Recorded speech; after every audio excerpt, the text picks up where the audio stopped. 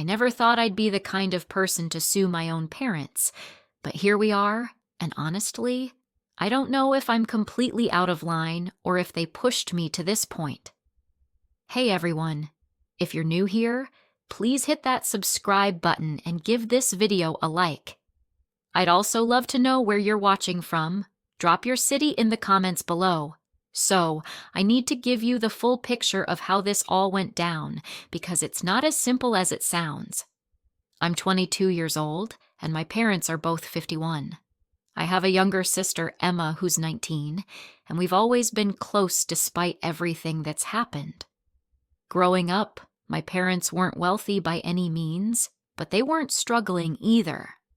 My dad worked as a regional manager for a logistics company, and my mom was a part-time nurse. They made decent money, probably around $120K combined annually. When I was born, my grandparents on my dad's side set up a college fund for me. They were pretty well off, and education was super important to them. My grandfather had immigrated to the U.S. with basically nothing and worked his way up to owning a successful construction business. Before he passed away when I was 10, he made sure to tell me about the fund. I remember sitting in his study. It smelled like old books and pipe tobacco, and he said, "This money is for your future, for college. Don't let anyone tell you otherwise." He contributed about $40,000 initially, and my parents were supposed to add to it over the years. Throughout middle school and high school, my parents would mention the college fund pretty regularly. Whenever I stressed about paying for school or wondered if I should get a part-time job to save up, they'd say things like, "Don't worry about it, you have your college fund," or "Your grandfather made sure you'd be taken care of." I was never given access to the account, which was in my dad's name with me listed as the beneficiary, but they'd reassure me it was growing and would be there when I needed it. I worked my ass off in high school. I'm not going to lie and say I was valedictorian or anything, but I maintained a 3.7 GPA, did varsity track, volunteered at the local food bank, and was president of the debate club. I applied to several universities and got accepted to a pretty good state school with a partial scholarship that covered about 40% of tuition. I was so excited. My parents seemed proud too. The summer before college, I was 18 and working at a restaurant to save money for living expenses. One night in July, I remember because it was right after the 4th, I asked my dad about accessing the college fund since I needed to pay the first semester bill. The deadline was coming up, and I wanted to make sure everything was sorted. He got this weird look on his face, kind of pale and uncomfortable, and said, "We need to talk about that. Let's discuss it this weekend." That weekend, both my parents sat me down in the living room. My mom looked like she'd been crying. My dad cleared his throat about 5 times before saying anything. Then he just came out with it. "The college fund is gone. We had to use it." I literally didn't understand at first. Like, the words didn't make sense together. "What do you mean, use it?" "Use it for what?" My dad explained that 5 years earlier, when I was 13, he'd lost his job. I actually remembered that happening. He was out of work for about 8 months. But I didn't know the extent of their financial problems. He said they'd burned through their savings trying to keep up with the mortgage, car payments, and regular bills. They'd racked up about $35,000 in credit card debt, with interest rates that were killing them. In his words, when he finally got another job, it paid less than his previous position, and they were drowning. So they'd used money from my college fund to pay off the debt. "How much did you use?" I asked. "Most of it," my mom said quietly. "Define most." My dad admitted they'd taken about $45,000 over the course of 3 years. They'd wiped out my grandfather's contribution plus what they'd added over the years. There was maybe $3,000 left. I just sat there in shock. My mom started explaining that they'd planned to pay it back, that they were going to rebuild it before I needed it, but my dad's salary wasn't enough, and they'd had some unexpected medical expenses when my mom had to have surgery 2 years prior, and then Emma needed braces, and the roof needed replacing, and on and on. Every excuse just made me angrier. "Why didn't you tell me?" I finally asked. "I've been planning my entire future around having this money. I could have applied for more scholarships. I could have chosen a cheaper school. I could have started saving years ago." "We didn't want to worry you," my mom said. "You were so focused on school, and we really thought we'd be able to replace it." "That wasn't your decision to make." I was yelling at this point, which I never did. "Grandpa left that money for me. He specifically told me it was for college. You stole from me." "Don't use that word," my dad snapped. "We didn't steal anything. We're your parents. We used family money for the family. That's how it works." "It wasn't family money. It was my money." The argument went on for over an hour. Emma came home in the middle of it and immediately went to her room. My parents kept trying to justify it, saying they'd had no choice, that they would have lost the house otherwise, that I should be grateful they'd kept a roof over my head. I kept asking why they hadn't gotten a second mortgage or taken out a personal loan or literally anything other than raiding my college fund. My dad admitted that they'd already refinanced the house once and couldn't do it again, and no bank would give them a personal loan with their credit score, which had tanked. Finally, my mom said, "We'll help you apply for student loans. Lots of kids pay for college with loans." "Lots of kids don't have parents who steal their college fund," I shot back. I ended up taking out about $48,000 in student loans to cover the remaining costs my partial scholarship didn't handle over 4 years. I worked 2 part-time jobs throughout college, one at the campus library and one waitressing on weekends. I barely slept. I barely had a social life. While my friends were joining clubs and going to parties and having the college experience, I was working 30 hours a week on top of a full course load so I could graduate without taking on even more debt. My relationship with my parents completely deteriorated. I came home for Thanksgiving my freshman year, and the tension was unbearable. My mom kept trying to act like everything was normal, asking about my classes and my roommate. My dad barely looked at me. Emma was caught in the middle, trying to keep the peace. At one point, my mom made some comment about how I seemed stressed and maybe I was taking on too much with 2 jobs.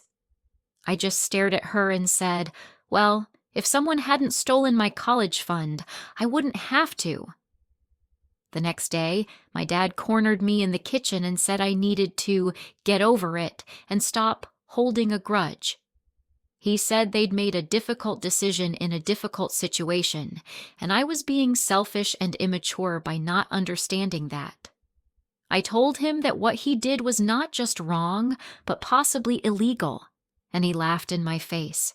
Literally laughed and said, "What are you going to do, sue us? Good luck with that."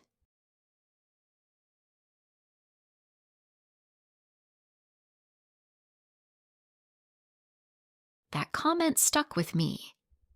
I didn't go home for Christmas that year, or spring break. My mom would call crying, begging me to visit, saying I was tearing the family apart. I tried to explain that they had torn the family apart by lying to me for 5 years and stealing my future, but she couldn't see it.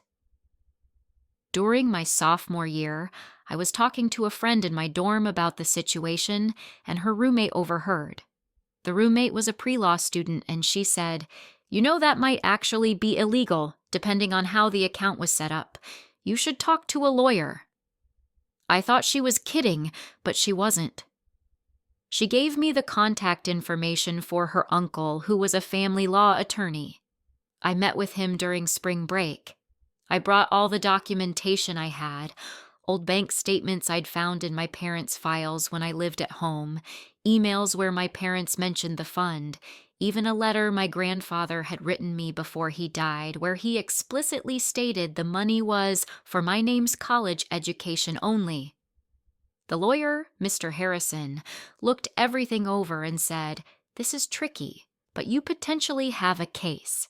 Your grandfather set this up as a gift to you for a specific purpose. Your parents were trustees, essentially. If they used the money for other purposes without your consent, that could constitute breach of fiduciary duty or even conversion." "But the account was in my dad's name," I pointed out. "Doesn't matter," he said. "The intent was clear. Your grandfather designated it for you, for college.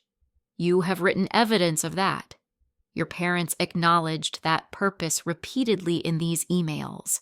They can't just change their minds." He quoted me a price for his services, and I nearly passed out. I couldn't afford it. He must have seen my face because he offered to take the case on contingency, meaning he'd only get paid if we won or settled. He'd take a percentage of whatever we recovered. I told him I needed to think about it. I spent weeks agonizing over the decision. Part of me felt like suing my parents was crossing a line I couldn't come back from, but another part of me, a bigger part, was so angry and betrayed that I wanted them to face actual consequences. They'd faced no repercussions for what they'd done. They'd just gone on with their lives while I was drowning in debt and exhaustion. I called Emma to talk it through. She was 16 at the time and didn't fully understand the situation. "Can't you just forgive them?" she asked. "I mean, they're our parents. They were in a bad situation." "Did they tell you they also started a college fund for you?" I asked. "Yeah," she said. "They said they learned their lesson and they won't touch mine." I actually laughed. Right. They learned their lesson. They learned they can steal from their kids without consequences. "That's not fair," Emma said quietly. "They really are trying to do better." "Good for them," I said, "but that doesn't give me back 4 years of my life or $45,000. In the fall of my junior year, I decided to move forward with the lawsuit. I called Mr. Harrison and told him I was ready. He filed the complaint in October. My parents were served with papers at their home. My dad called me immediately. He was screaming into the phone, "Are you out of your fucking mind? You're actually suing us? Your own parents?" "Yes," I said calmly. "You're actually being sued by your own daughter because you stole from her. We didn't steal from you. Jesus Christ, we raised you. We fed you, clothed you, put a roof over your head for 18 years. You ungrateful little—" I hung up on him. My mom called next, sobbing hysterically. "How could you do this to us? We're your family. You're going to destroy this family." "You already did that," I told her and hung up too. Emma called later that night. "What have you done?" she asked. She wasn't angry, just sad, defeated. "Mom won't stop crying. Dad punched a hole in the wall. This is insane. They had so many chances to make this right," I said. "I gave them 4 years. I would have accepted a payment plan. I would have accepted an apology and a genuine effort to help me with my loans. They gave me nothing but excuses and told me to get over it." The lawsuit became the talk of our extended family. My aunt, my dad's sister, called me to tell me I was destroying my parents' lives over money. My uncle on my mom's side sent me a long email about forgiveness and Christian values, which was rich considering he'd been divorced 3 times.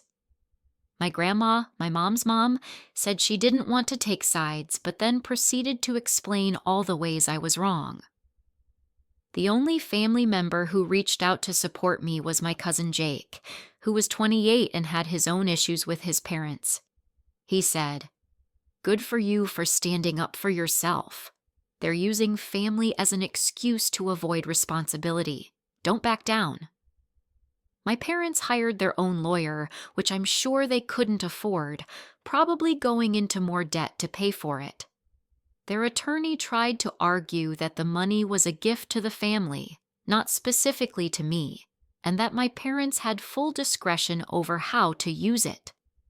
Mr. Harrison tore that argument apart with the evidence we had: my grandfather's letter, the specific mention of college fund in multiple documents, the fact that my parents themselves had called it my college fund for years. The legal process took months. There were depositions, document reviews, back and forth negotiations. My parents refused to settle at first. They wanted to go to trial. My dad told Emma, who told me, that he'd rather die than give in to that bitch. During Christmas break of my junior year, I stayed on campus because I had nowhere else to go. My roommate had gone home. I was alone in our dorm, eating ramen and working on a term paper, when I got a text from Emma. "I don't know who's right anymore. I just want my family back." I cried for the AITA, first time since I'd filed the lawsuit, because she was right. Our family was gone. No matter how this ended, it was gone. In March of my senior year, my parents' lawyer called Mr. Harrison with a settlement offer. They'd pay me $30,000 over 5 years. It wasn't the full amount, but it was something. Mr. Harrison said it was a reasonable offer considering the time and uncertainty of going to trial. I thought about it for exactly 5 minutes and said no. "I want the full amount," I told him, "with interest." They took $45,000. They need to pay back $45,000 plus whatever interest it would have earned if they'd left it alone. "Run the numbers." He did. With compound interest calculated from when they'd first started withdrawing money, we were looking at closer to $60,000. "They'll never agree to that," Mr. Harrison said. "Then we go to trial," I said. "Let a jury decide who's right." When my parents received our counteroffer, my dad showed up at my college. He found me coming out of the library and confronted me in the parking lot. "You want $60,000 from us?" he said. "Where the hell do you think we're going to get that kind of money? We don't have it! You're going to bankrupt us!" "You bankrupted me," I said. "You took my future. We gave you life," he shouted. "We gave you everything. You gave me trauma and trust issues," I shot back. "Consider us even." He called me names I won't repeat here. He said I was dead to him. He said he'd never forgive me, that I'd broken my mother's heart, that I was destroying Emma's life by tearing apart our family. Security showed up because students had reported a man screaming at someone in the parking lot, and my dad was escorted off campus. That was 3 months ago. The trial is scheduled to start in 2 weeks. My parents still refuse to settle. My mom sent me one last email 2 days ago. "Please drop this. Please, I'm begging you. We'll lose everything. The house, our savings, everything. Is that what you want? To destroy us?" I haven't responded, because honestly, I don't know what I want anymore. I wanted justice. I wanted them to understand what they'd done to me. But now I just feel tired and hollow. Emma isn't speaking to me. Most of my extended family has chosen sides, and most of them chose my parents. I graduated college with honors, but my parents didn't come to the ceremony. Neither did anyone else from my family except Cousin Jake. My friends think I'm doing the right thing. My therapist, who I started seeing last year, says I have every right to pursue this. But there's this voice in my head, maybe it's guilt, maybe it's conditioning, that keeps asking, am I the villain here? They're my parents. They raised me. They were in a desperate situation. But they also lied to me for years. They stole money that was meant for me. They showed no remorse and told me to just get over it. I've had messages from people who've seen the case information online, because it's public record. calling me everything from brave to a vindictive brat. Someone created a Reddit thread about it, and half the comments say I'm justified, while the other half says I'm the worst daughter ever. So that's where things stand. The trial starts in 2 weeks. My lawyer thinks we'll win, or at least settle before it goes to a jury. My parents are apparently taking out a loan against their house to pay their legal fees. Emma told me my mom has lost 20 pounds from stress, and my dad is on blood pressure medication now. And me?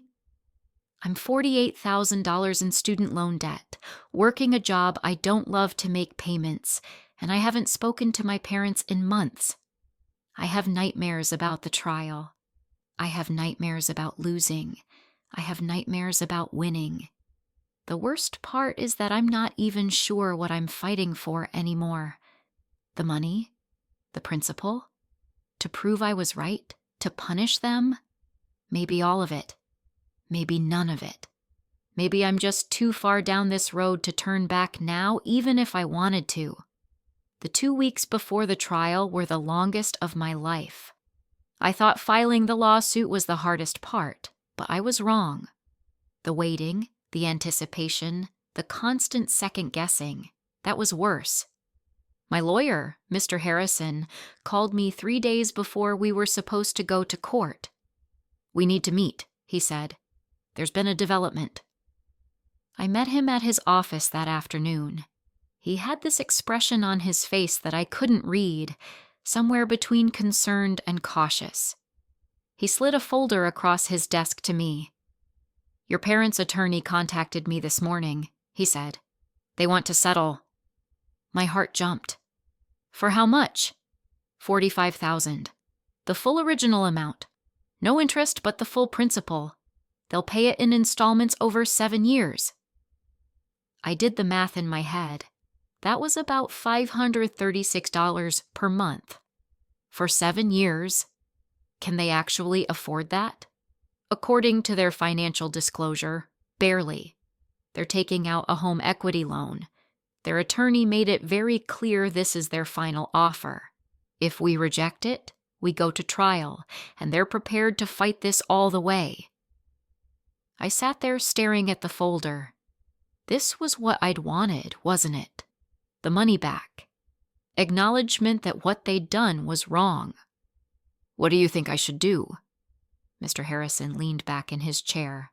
"Honestly, I think we'd win at trial.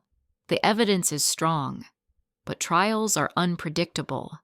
There's always a chance a jury could side with them, see it as a family matter that shouldn't be in court. If that happens, you get nothing. This settlement guarantees you get the principal back. But not the interest, not the growth it would have had. No," he admitted, "but it's $45,000 you don't currently have, and it ends this. No trial, no more legal fees, no more uncertainty." I asked for 24 hours to think about it. He said I had 48 before we had to respond. I called my therapist and had an emergency session that evening. "Doctor," Martinez listened to everything and then asked me the question I'd been avoiding. "What do you actually want from this?" "I want them to admit they were wrong," I said immediately. "Will this settlement do that?" I thought about it. "I mean, kind of. They're paying the money back. That's admitting it, right?" "Is it?" she pressed. "Or is it just a financial transaction? Will your father call you and say, 'I'm sorry, I was wrong'? Will your mother acknowledge the harm they caused?" The answer, of course, was no. The settlement was just money. It wasn't an apology. It wasn't accountability. It wasn't my parents looking me in the eye and saying they understood what they'd done to me. But maybe that was never going to happen, settlement or not. I called Emma that night. We hadn't spoken in 6 weeks, and the first thing she said when she answered was, "Are you calling to tell me you're accepting the settlement?" "How did you know about that?" "Mom told me. She's been crying nonstop for 3 days. Dad's been rage cleaning the garage at 2 a.m. They're a mess." "And what about you?" I asked.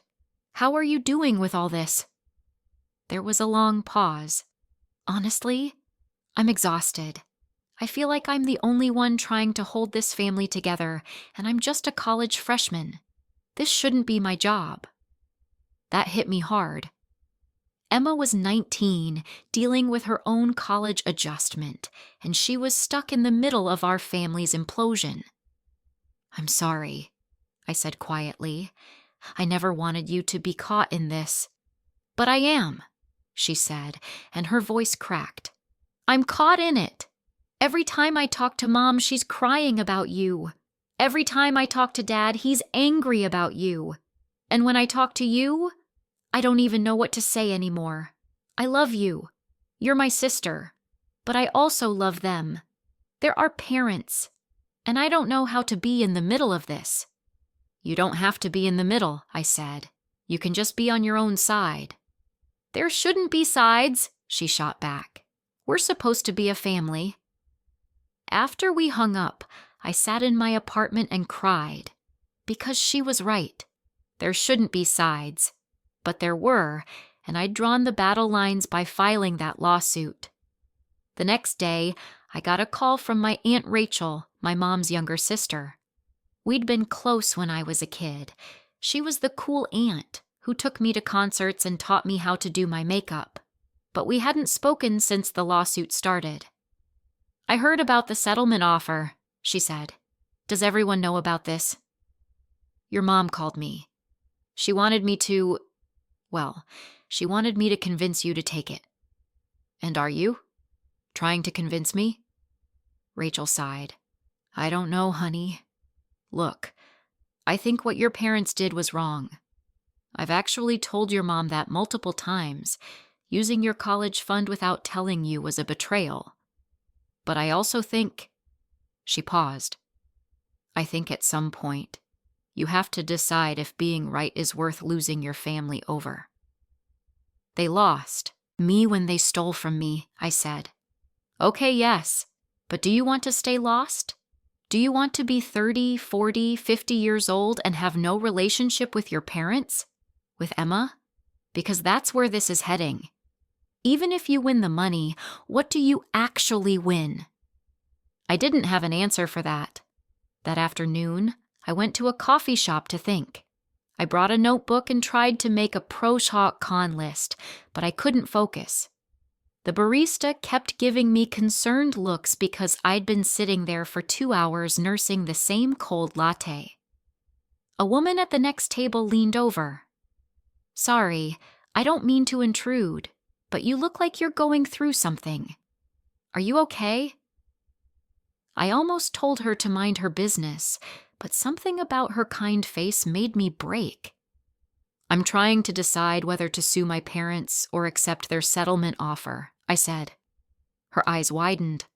Oh, that's heavy. They stole my college fund, I explained. Used it for their own debt.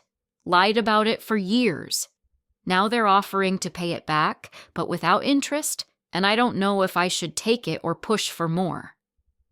The woman, she said her name was Patricia, told me she was a retired social worker. I've seen a lot of family dynamics in my career, she said, and here's what I've learned. Money is almost never just about money. It's about power, respect, trust. So you need to ask yourself, what is this lawsuit really about for you? Accountability, I said immediately. Okay, will you get that from a trial verdict? Maybe. A judge would be saying they were wrong. But they would still be them, Patricia pointed out. They'd still be the parents who did this to you. A verdict doesn't change who they are or what they did. It just puts a legal stamp on it. She bought me a fresh coffee before she left and told me, whatever you decide, make sure it's about moving forward, not staying stuck in the anger. I went home and called Mr. Harrison. I want to counteroffer, I said.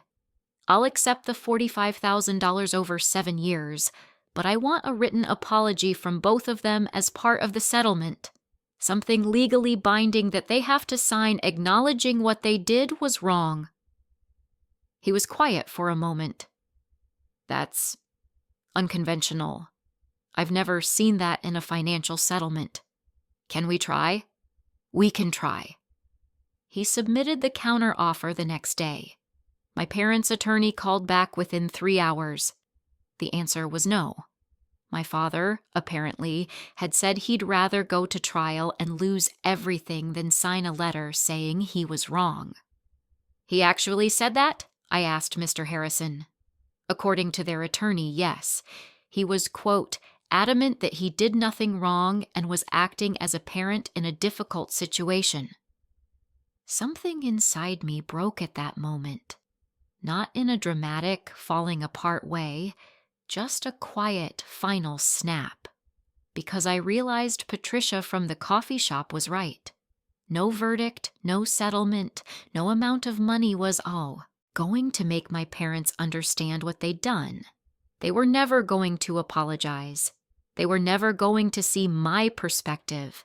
They were going to take their justifications and excuses to their graves. Tell them I accept their original offer, I said. $45,000, 7 years, no apology letter. Are you sure? No, I admitted. But I'm tired, and I need this to be over.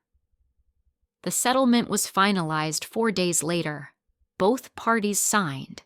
The first payment of $536 was due on the 1st of the next month. The lawsuit was officially dismissed with prejudice, meaning I couldn't refile it later. I thought I'd feel relief. Instead, I felt numb. I texted Emma, "It's done. I accepted the settlement." She responded an hour later, "Thank God. Maybe things can start getting back to normal now." But things didn't get back to normal. Not even close. The first payment came through on time. My dad sent it via direct deposit with the memo line, 1 of 84. Just the numbers, no message, nothing. I tried to reach out to my mom 2 weeks after the settlement. I sent her a text. "Can we talk?" She responded, "I don't know what to say to you anymore. I just want to talk. Not about the lawsuit, just talk. Your father doesn't want me speaking to you." That stung more than I expected. "And what do you want?" She didn't respond. I called my cousin Jake to vent. He was sympathetic but realistic. "Look, you did what you had to do, but you can't expect them to just flip a switch and be okay with it.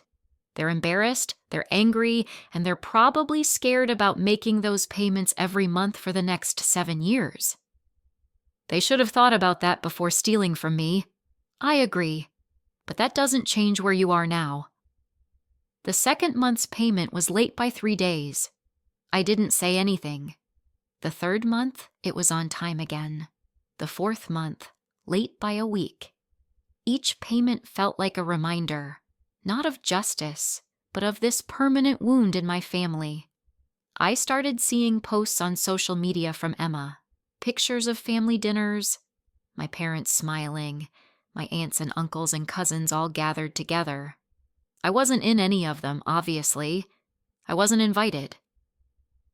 Emma posted a picture on Thanksgiving with the caption, "Grateful for family." The comments were full of relatives saying how blessed they looked. My grandma commented, "Beautiful family," like I didn't exist, like I'd been erased. I spent Thanksgiving alone in my apartment with Chinese takeout and a bottle of wine. In December, I got a LinkedIn message from someone I didn't know. "Are you the girl who sued her parents? I saw the case online. Just wanted to say you're a terrible person and you should be ashamed of yourself." I blocked them, but more messages came. People had apparently found the court documents and tracked me down on social media. Most of the messages were negative. A few were supportive, but they were drowned out by the hate. I made all my social media accounts private and changed my profile pictures to generic images instead of photos of me. Christmas came. I wasn't invited to anything. Emma called me on Christmas Eve, and I could hear people laughing in the background. "I wish you were here," she said, but her voice was flat. like she was saying it because she thought she should, not because she meant it. "Do Mom and Dad wish I was there?" I asked. "I don't know," she said honestly. "We don't really talk about you." That hurt more than if she'd said they hated me. To not even be talked about. To be a ghost in my own family. In January, something shifted with Emma. She started texting me less. When she did respond, it was 1 or 2 words. I asked her if something was wrong. "I'm just busy with school," she said. But I knew that wasn't it. I finally pressed her, and she admitted, "Dad said I have to choose. I can either have a relationship with him and Mom, or I can have a relationship with you, but not both. He said every time I talk to you, it feels like I'm choosing your side, and it hurts them." I felt like I'd been punched in the stomach. "He's making you choose between us?" "He says you made the choice when you sued them." "Emma, you're 19 years old. You shouldn't have to choose between your sister and your parents." "But I do," she said, and she was crying. "And I'm sorry, but I need them. They're paying for my college. They're helping me with my car insurance. I can't afford to lose them. I can't." "So you're losing me instead." "I'm not losing you. I can't talk to you as much. I can't post about you or mention you. I just need to keep the peace." We didn't talk for 3 months after that conversation. In March, I got a call from my Aunt Rachel again. "Your mother is in the hospital," she said. My first thought was panic. "What happened? Is she okay?" "She had a panic attack, a bad one. They thought it might be a heart attack at first. She's stable now, but—" Rachel paused. "This whole situation is killing her. The stress, the guilt, the broken family. She's on anxiety medication now, and it's not helping much." "Is she asking for me?" Another pause. "No. Your father won't let anyone contact you. I'm calling you against his wishes." "Then why are you calling?" "Because I think you should know. I think you deserve to know that your mother is falling apart. And I don't know. Maybe I'm hoping you'll reach out. Maybe that would help." I wanted to feel sympathy. I wanted to feel worried. But all I felt was anger. She's falling apart because of the consequences of her own actions. She stole from me. She lied to me. Now she's dealing with the fallout. That's not my fault. "I know it's not," Rachel said softly. "But does it matter whose fault it is if she ends up seriously hurting herself?" That question haunted me for weeks. Was I responsible for my mother's mental health? Was I supposed to just forgive and forget because the stress of accountability was making her sick? How was that fair? In April, the payment was late again, this time by 2 weeks. I called Mr. Harrison and asked what my options were. "Technically, if they miss a payment or are consistently late, you could take them back to court for breach of the settlement agreement," he said. "But that would mean more legal fees, more court time, more stress. Is it worth it for a late payment?" I told him I'd wait and see if it became a pattern. The next month's payment was on time, but the month after that, late again. I realized what they were doing, not refusing to pay, because that would be a clear violation, but making it as difficult and inconsistent as possible. A little power play, a way to maintain some control. In May, I ran into an old high school friend, Tyler, at a grocery store. We'd been close once, but drifted apart after graduation. He looked uncomfortable when he saw me. "Hey," I said. "How are you?" "I'm good. You?" "I'm fine." Awkward pause. "So what have you been up to?" He shifted his weight. "Listen, I heard about everything with your family." My stomach dropped. "What did you hear?" "Just, the lawsuit. My mom is friends with your Aunt Lisa, and she mentioned it. I'm not judging or anything, I wanted you to know that I know." Okay. I didn't know what else to say. For what it's worth, Tyler said, I think you did what you had to do. My parents would have screwed me over if they could have. Family isn't always right just because they're family. It was such a small moment of validation, but it made me tear up right there in the produce section. Thanks, I managed to say. After he left, I stood there holding a bag of apples and crying quietly, trying not to make a scene. That night, I wrote an email to my parents. I didn't send it. I just needed to write it. It said, I don't know if you'll ever read this. I don't know if you'll ever understand why I did what I did. But I need you to know that I didn't sue you to hurt you. I sued you because you hurt me, and you refused to acknowledge it. You took something that wasn't yours. You lied to me for years. And when I confronted you, you told me to get over it. You showed no remorse. You took no responsibility. So I had to force you to take responsibility because you wouldn't do it on your own. I thought maybe a lawsuit would make you see what you'd done, but it didn't. You still think you're the victims here. You still think I'm the villain. Maybe I am. Maybe I'm the worst daughter in the world. But I'm also the daughter who worked 2 jobs to pay for school because you stole from her. I'm the daughter who graduated with honors despite being exhausted and betrayed. I'm the daughter who gave you years to make this right, and you didn't. I hope someday you understand, but I'm not holding my breath anymore. I saved it in my drafts folder. Never sent it. What would be the point? In June, I got a Facebook friend request from someone named Michael Chen. I didn't recognize him, but his profile said he was a journalist. I ignored the request. He sent me a message anyway. Hi, I'm a reporter working on a story about adult children taking legal action against their parents. I came across your case and would love to interview you about your experience.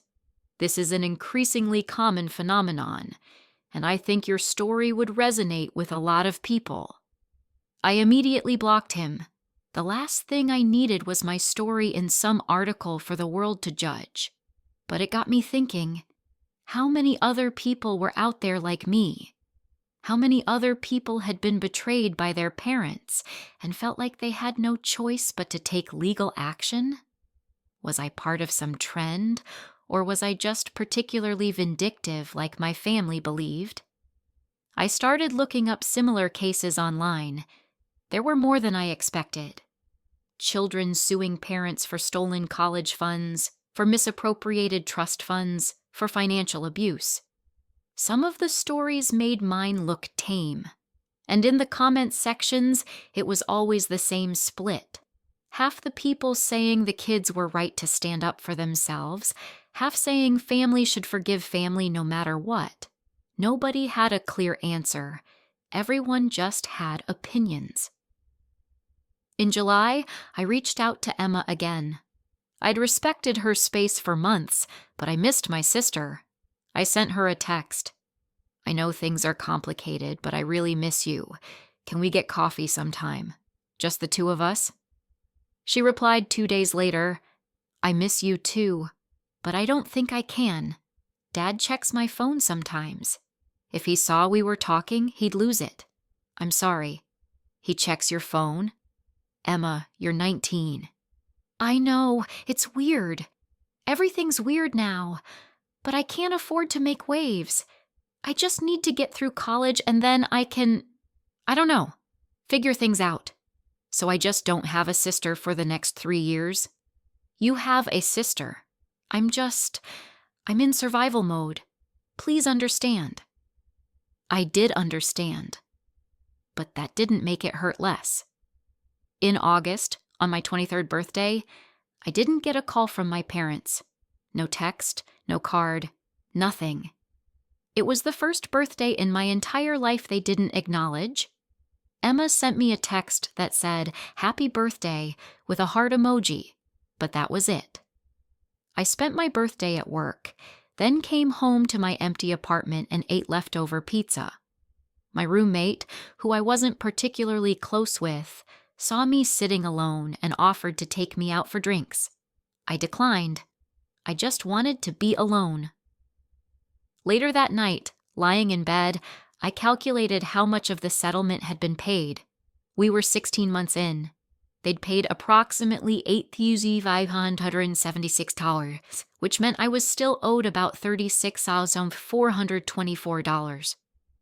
68 more months of payments, 5 more years, and 8 months of this tension, this estrangement, this open wound. I thought about Patricia from the coffee shop asking me what I really wanted. I'd set accountability. But lying there on my birthday, alone and isolated from my family, I realized what I actually wanted was impossibly simple and impossibly complicated. I wanted my parents to love me enough to admit they were wrong. I wanted them to value me enough to apologize. I wanted them to care more about repairing our relationship than about being right. But they didn't. And they probably never would. And I had to figure out how to live with that. September marked 2 years since the settlement was signed. 24 months of payments.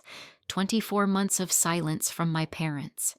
24 months of living in this strange limbo where I was technically getting what I wanted, the money back, but losing everything else in the process. The payment that month was late again, 5 days late. I stared at my bank account every morning, refreshing it obsessively, watching for that $536 deposit. When it finally came through, the memo line read, 24 of 84, halfway to freedom. That memo line broke something in me. Halfway to freedom. As if paying me back for stealing from me was some kind of prison sentence they were enduring. As if I was the one holding them captive, not the consequences of their own actions. I called Mr. Harrison. Can they put whatever they want in the memo line? He sighed. Technically, yes. It's petty, but it's not illegal. Do you want me to send a letter asking them to stop? No, I said. Let them have their petty victories. I don't care anymore. But I did care. Of course I did. Every memo line was a little knife. Every late payment was a reminder that they resented me. Every month that passed was another month of estrangement, another month of being a ghost in my own family. In October, I got a wedding invitation in the mail. My cousin Melissa was getting married. The invitation was addressed to me, but there was a handwritten note on the back. I want you there, but I need to warn you. Your parents will be there too. I understand if you can't come. No hard feelings. Love, Mel. I hadn't been to a family event in 2 years. The thought of walking into a room full of relatives who'd all chosen my parents' side made me feel physically sick. But Melissa and I had been close growing up. She'd been at every one of my birthday parties as a kid. I'd been at hers. We'd spent summers together at my grandma's lake house. I RSVP'd yes.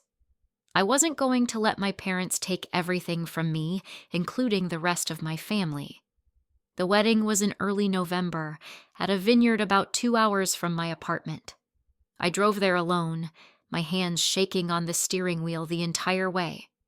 I'd bought a new dress for the occasion, dark blue, elegant, professional. I wanted to look like I was doing well, even if I wasn't. When I walked into the reception hall, conversation stopped. People stared. I felt like I was wearing a scarlet letter. I found my assigned seat, table 12, as far from the family tables as possible. I was seated with some of Melissa's college friends who didn't know me or my story. My parents were at table 3. I could see them from where I sat. My mom looked older, more fragile somehow. She'd lost weight, and not in a good way. She looked hollowed out. My dad looked angry, his jaw clenched tight, his shoulders rigid. Emma sat next to them, beautiful in a burgundy dress, looking uncomfortable. During the cocktail hour, Melissa found me. She hugged me tight. "I'm so glad you came," she whispered. "I'm glad you invited me." "I know things are complicated," she said, "but you're still my family. You'll always be my family." It was the first time in 2 years someone from my family had said that to me. I almost cried right there. The ceremony was beautiful. Melissa looked radiant. Her husband, Jason, looked at her like she hung the moon. During the vows, when they talked about commitment and forgiveness and choosing each other every day, I felt this sharp pain in my chest. Because that's what I'd wanted from my parents. Not perfection, just the choice to try, the commitment to make things right.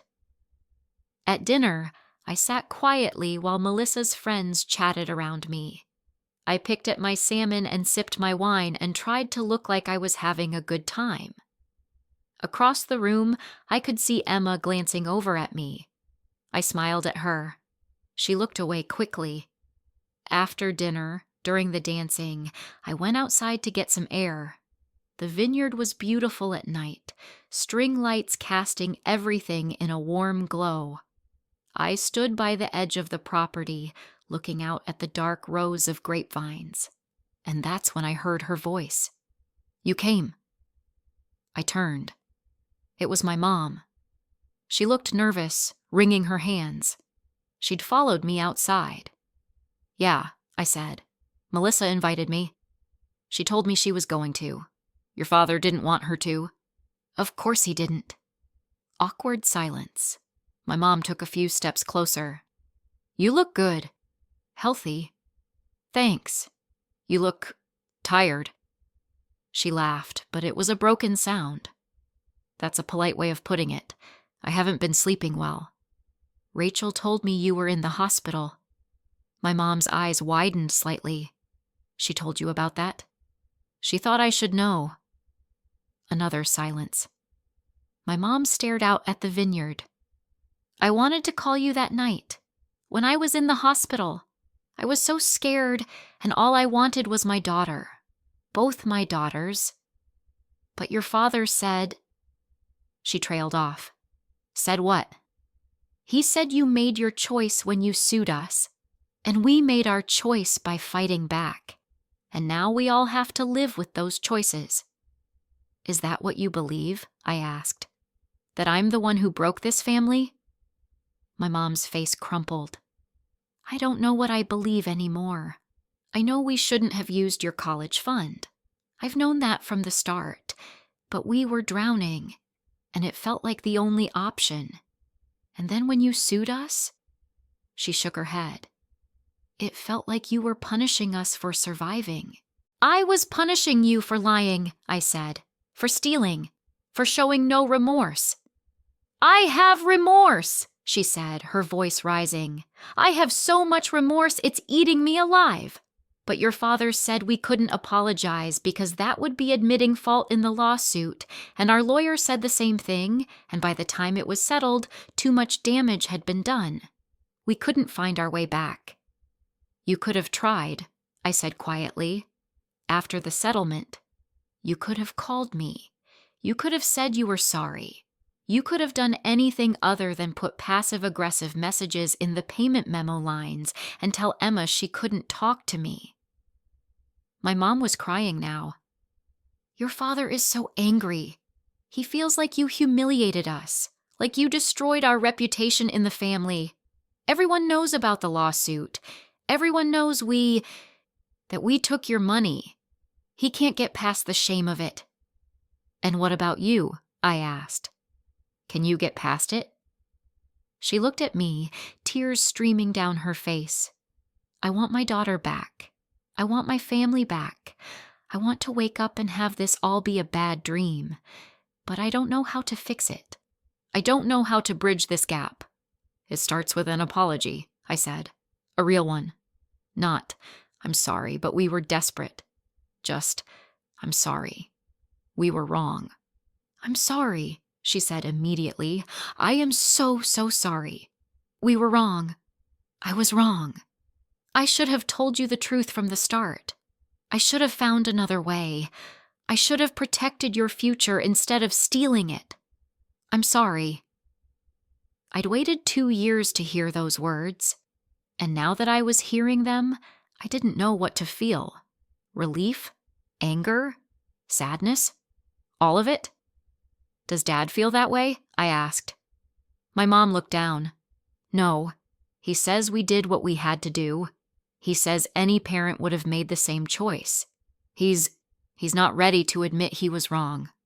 "Then nothing changes," I said, "because I can't have a relationship with him if he can't acknowledge what he did." "So you want me to choose," my mom said, "between you and him?" "I never wanted anyone to choose," I said. "I just wanted accountability. I wanted respect. I wanted to matter." "You do matter," she said desperately. "You matter so much." "Then prove it," I said. "Stop letting him control everything. Stop putting his pride above our relationship. Be my mom, not his wife." She stood there crying, and I could see her struggling. I could see the war happening inside her, loyalty to her husband versus love for her daughter, and I could see which side was winning. "I can't," she finally said. "I can't lose him. I'm sorry, but I can't." I nodded slowly. "Then you've made your choice." I walked back inside. My mom stayed outside, crying in the dark. 20 minutes later, I was standing by the dessert table when my dad appeared beside me. I hadn't seen him approach. "Your mother is upset," he said. No greeting, no preamble, just an accusation. "She came out to talk to me," I said. "I didn't seek her out." "What did you say to her?" "I told her the truth, that I can't have a relationship with you if you won't acknowledge what you did was wrong." His face turned red. "You're unbelievable. You know that? You sued us.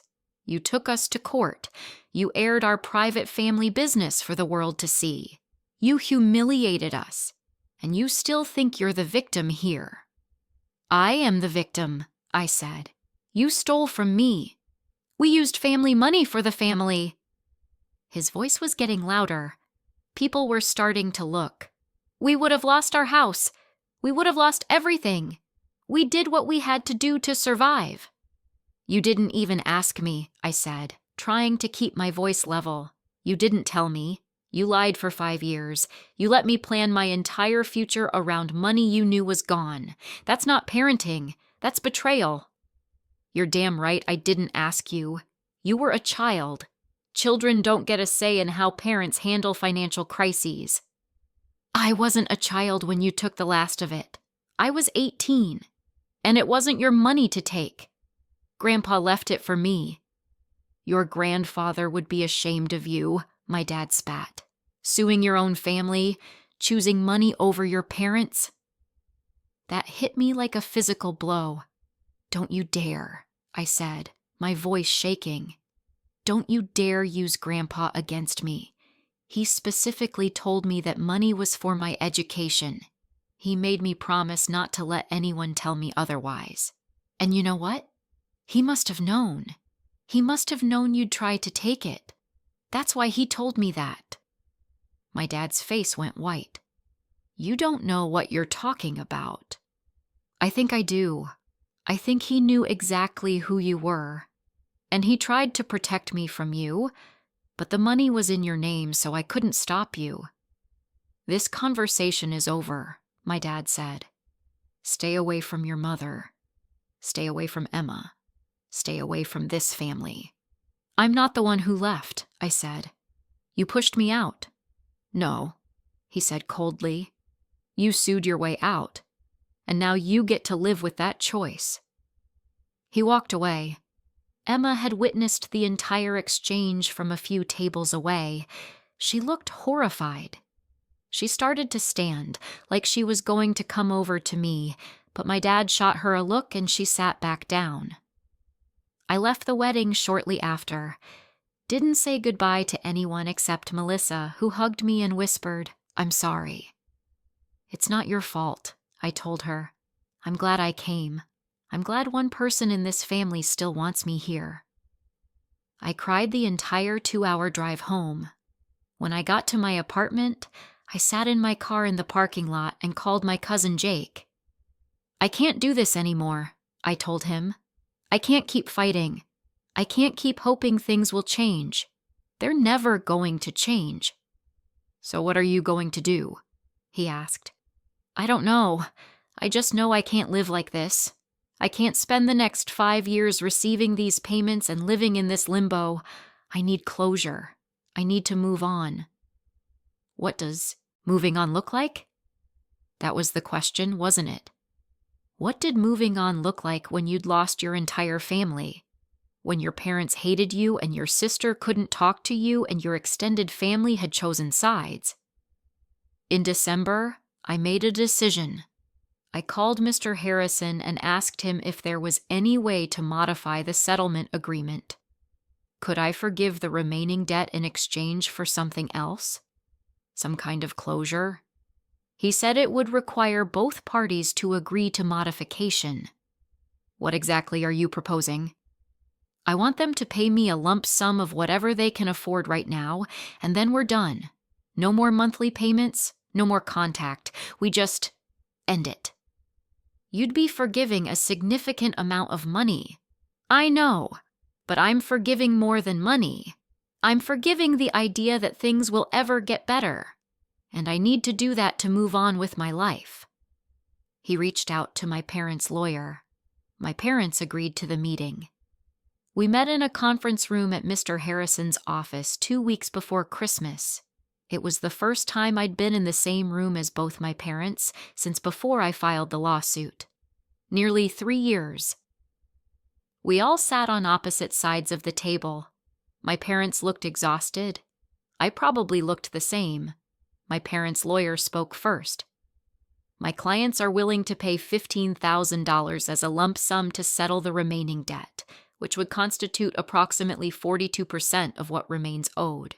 In exchange, both parties would sign a mutual release agreement and agree to no further contact. I looked at my parents. My mom couldn't meet my eyes. My dad stared at me with something between anger and exhaustion. So that's it? I said. $15,000 and we pretend we don't exist to each other? That's what you proposed, my dad said. I proposed closure. I proposed ending the financial obligation so we could maybe try to fix the relationship without the monthly reminder of the lawsuit hanging over us. There's no relationship to fix, my dad said flatly. You destroyed it. This is just making it official. My mom made a small sound, almost like a whimper, but she didn't say anything. She didn't defend me. She didn't defend us. Fine, I said. I'll take the $15,000, but I have one condition.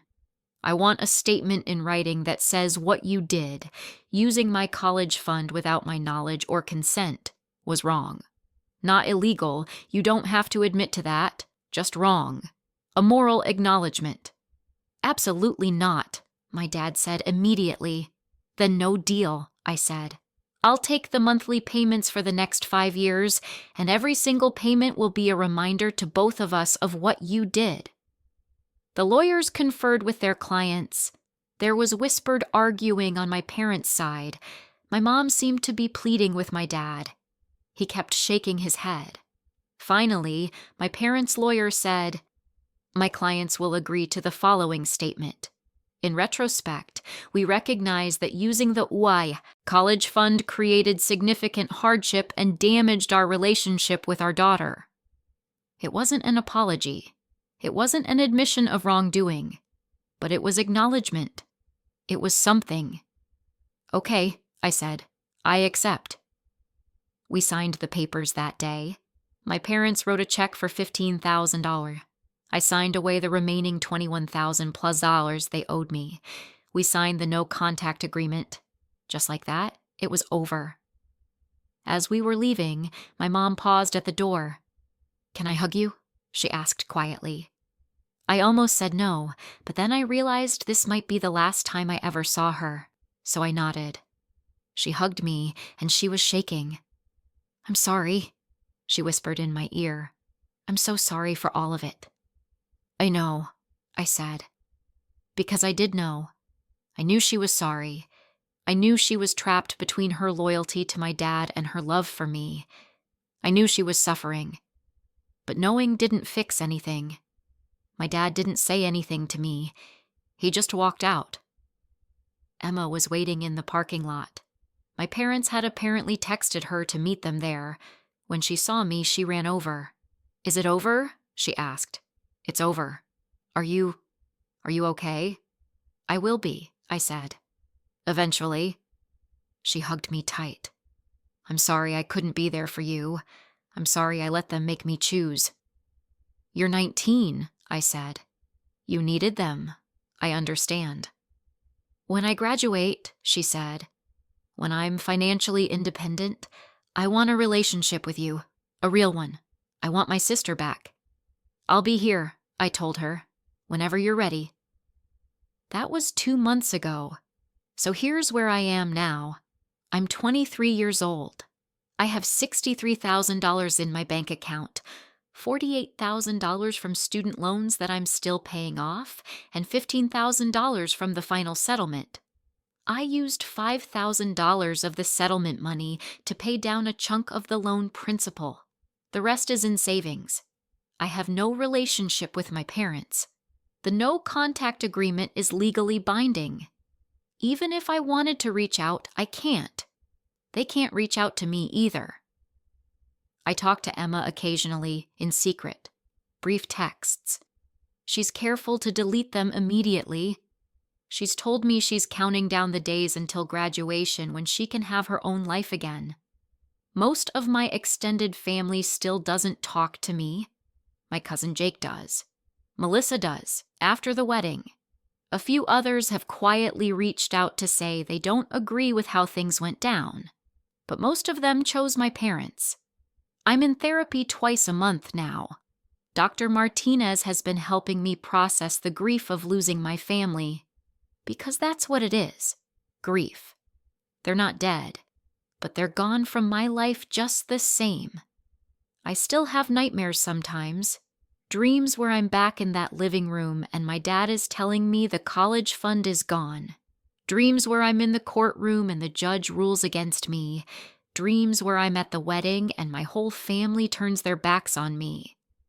But I also have moments of peace now. Moments where I realize I did the right thing. Maybe not the easy thing. Maybe not the thing that kept my family together, but the right thing for me. The thing that said I matter. My future matters. My feelings matter. And I won't let people, even family, treat me like I don't. People ask me if I regret it. The lawsuit. The settlement. All of it. And the honest answer is, I don't know. I regret losing my family. I regret that it came to this. I regret that my parents couldn't just apologize, couldn't just acknowledge what they'd done, couldn't just try to make things right. But I don't regret standing up for myself. I don't regret refusing to accept their excuses and their victim mentality. I don't regret demanding accountability. Would I do it again if I could go back? I don't know. Maybe I'd handle things differently. Maybe I'd give them more chances. Maybe I'd try mediation before litigation. Or maybe everything would happen exactly the same way because these were the only options available to me. What I do know is this.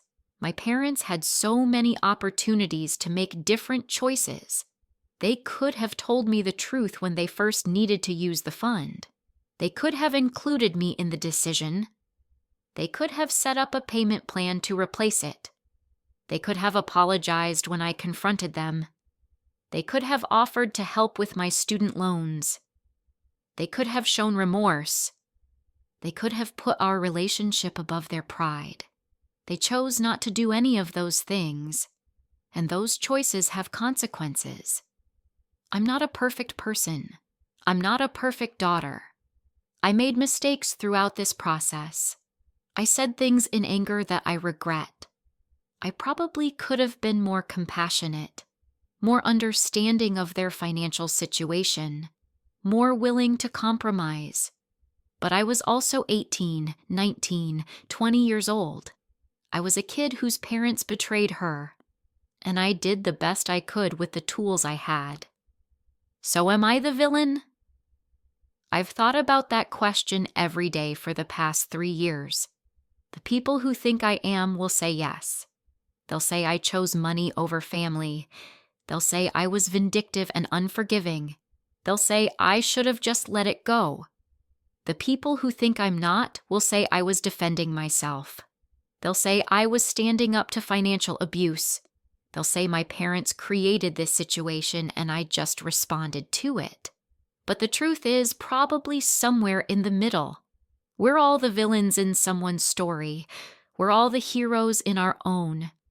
Real life isn't a fairy tale with clear good guys and bad guys. It's just people making choices and living with the consequences. My parents made a choice to use my college fund without telling me. I made a choice to sue them. They made a choice to fight instead of settle early. I made a choice to take a reduced settlement to end the conflict. We all made choices, and now we all live with them. I've lost my family. That's my consequence. But I've also gained something: self-respect. The knowledge that I won't accept being treated badly, even by people I love. The understanding that sometimes standing up for yourself means standing alone. And the peace that comes from knowing I didn't just lie down and accept being wronged. Is that worth it? Ask me in 10 years. Ask me when I'm 33 and I've had a decade to process all of this. Ask me when I see how my life has unfolded without my family in it. Maybe I'll say yes, it was worth it. Maybe I'll say no, I should have just forgiven them and moved on. But right now, today, all I can say is, I did what I thought was right. And I have to live with that, just like they have to live with what they did. So that's my story. That's how I ended up suing my parents for stealing my college fund and ultimately losing my family in the process. No happy ending, no reconciliation, no moment where everyone realizes they were wrong and hugs it out. Just reality. Messy, painful, complicated reality. Now, I want to hear from you. If you were in my position, what would you have done? Do you think I was justified, or do you think I took it too far? Rate this situation on a scale of 0 to 10, where 0 is you're completely wrong and 10 is you're completely right. Drop your rating and your thoughts in the comments. And if you haven't already, hit that subscribe button and give this video a like. Because maybe someone else out there is in a similar situation. Maybe someone else is struggling with whether to hold their family accountable or let things go to keep the peace. And maybe hearing my story will help them figure out what's right for them. There's no perfect answer. There's just your answer.